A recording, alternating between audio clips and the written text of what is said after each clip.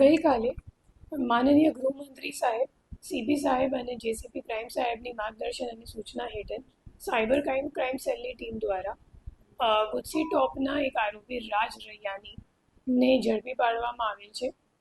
આ જે ગુનો છે ગઈ સાલે 10મા મહિનામાં નોંધાયેલ હતો અને એમાં સ્વાધ્યાય કોમ્પ્લેક્સમાં આવતી એક ઓફિસ જે મોટા વરાછા ખાતે ઉપસ્થિત છે ત્યાં રેડ પાડવામાં આવેલ હતી અને એ ઓફિસના રેડમાં કુલ 28 મોબાઈલ ફોન, 250 સિમ કાર્ડ, 180 જેટલા પાસબુકો અને એના સિવાય જે ત્યાં લેપટોપ હતો, જે લેપટોપ મળી આવેલ હતો એ લેપટોપમાં લગભગ 261 જેટલા બેંક અકાઉન્ટમાં નેટ બેન્કિંગ મારફતે નાણાંનો વ્યવહાર પણ ચાલતો હતો. તો આ રેડમાં જે મુખ્ય ગેંગ લીડર છે મિલન દરજી, એ મુખ્ય રીતે દુબઈ ખાતેથી કામ કરે છે અને જે રાજ રૈયાની છે એને એમનો કૌટુંબિક ભાઈ તરીકે એમને સંપર્કમાં આવ્યો હતો અને જે ચાઇનીઝ ગેંગો સાયબર ક્રાઇમ આચરે છે એમને જે સાયબર ક્રાઇમ આચરવા માટે જે બેંક અકાઉન્ટનો ઉપયોગ થાય છે તો એ ઉપયોગ પૂરી પાડવા માટે તમામ બેંક અકાઉન્ટો પૂરું પાડવા માટે રાજ રૈયાનીની મુખ્ય ભૂમિકા હતી આખા ગુનામાં.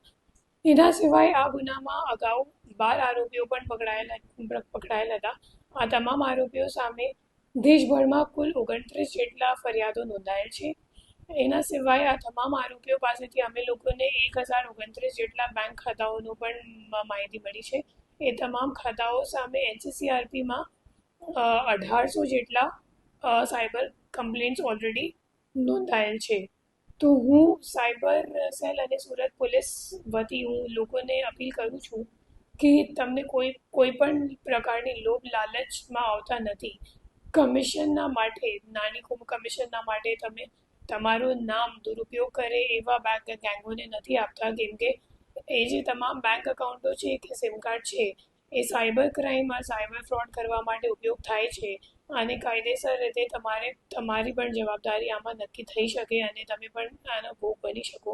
એટલા માટે હું બધાને અપીલ કરું છું કે આવી કોઈ લોભ લાલચમાં નથી આવતા અને સારી રીતે અગર કોઈ ખબર પડે તમારી સામે કોઈ અગર કમિશનના માટે બેંક ખાતા ખોલાવવા માટે તમને સંપર્ક કરે તો તમે સીધી આ બાબતની સૂચના અમે લોકોને આપો તો અમે લોકો પ્રોએક્ટિવ રીતે આ દિશામાં કામ કરીશું. સર, અત્યાર સુધી તપાસમાં કેટલા લોકો શિકાર બન્યા છે? તપાસમાં 1800 જેટલા તો તમારું કમ્પ્લેન્ટ છે, તો બેઝિકલી 1800 ફ્રોડ ઓલરેડી થઈ ગયું છે. એના સિવાય જે FIR દેશભરમાં નોંધાયેલ છે જે અલગ અલગ રાજ્યમાંથી છે, ફોર એક્ઝામ્પલ કર્ણાટકનું છે, હરિયાણાનું છે, એના સિવાય ગુજરાતનું છે, મુંબઈનું છે, તો અલગ અલગ રાજ્યમાંથી કુલ મળીને 27 જેટલા FIR નોંધાયેલ છે. સર, ચાઇનીઝ ગેંગના સંપર્કમાં કેવી રીતના આવ્યા છે?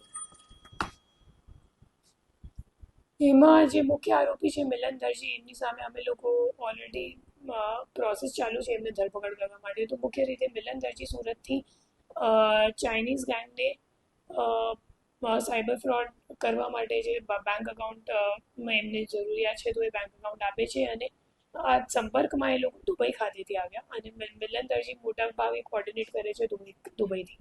આ જે